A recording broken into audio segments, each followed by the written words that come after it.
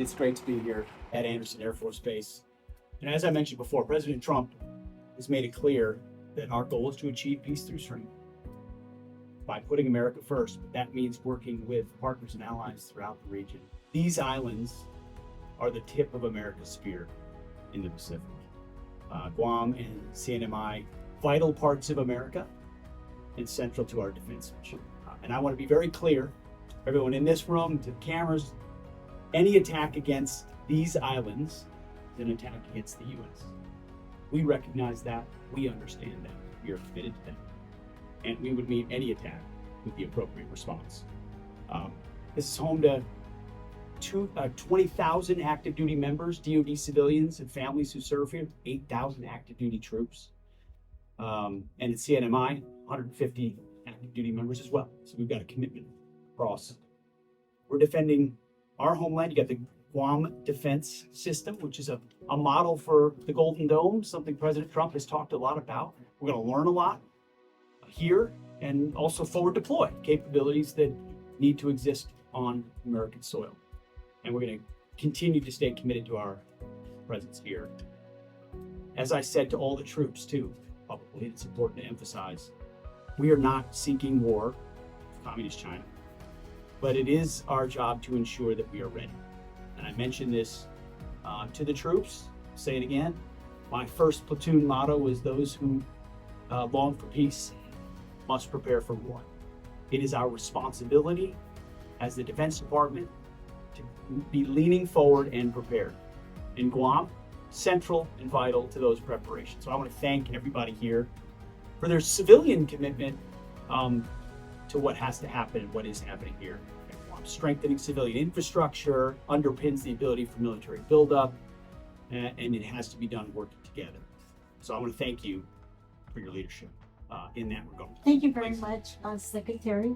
And I'd like just to begin by giving respect and a great thank you to President Trump. It's a great relief to hear his position with Indo-Pacific. And you're absolutely right about the importance of forward deployment, readiness, and strength and deterrence. And we, the people of Guam, are shouldered with the burden of peace out here in this Pacific.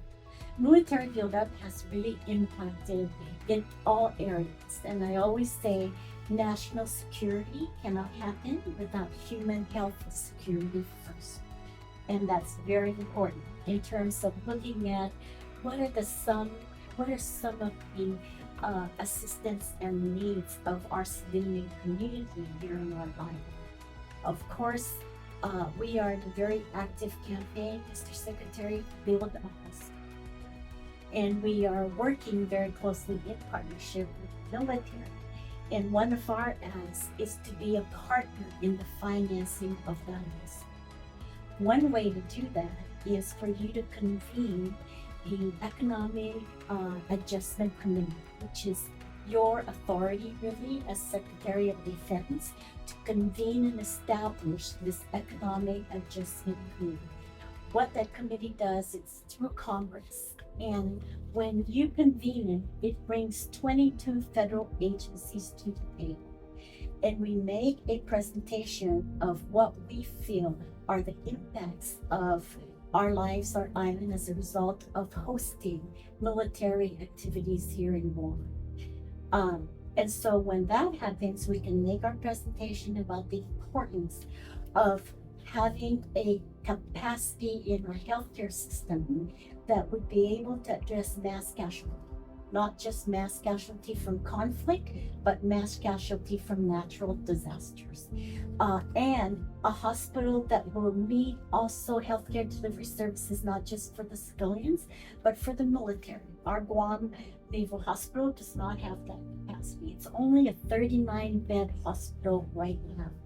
And so when we build this hospital, we are going to work very closely with the military to also provide some of the needs that they think they need to address mass casualties. In addition, it's not just going to be a hospital that would meet the island needs, but it's going to be a regional hospital to be able to provide care to the Republic of Palau, FSM, and RMI. And Governor Palacios here is a great neighbor and a brother in CNMI, and he also shares our ask for the hospital because it does provide also healthcare for their people. And as you know, Tinian is also very active in providing the preparation for conflict. Hopefully it doesn't happen. And so hospital is a big concern with us. The other one, of course, is hardening our infrastructure for the defense of our people. My grandfather, my mom's father, was an ensign here at Guam in 1945 and 1946. It's a reminder for me of how long we've had a commitment to this special place. So God bless you all. Thank you for that. I look forward to it.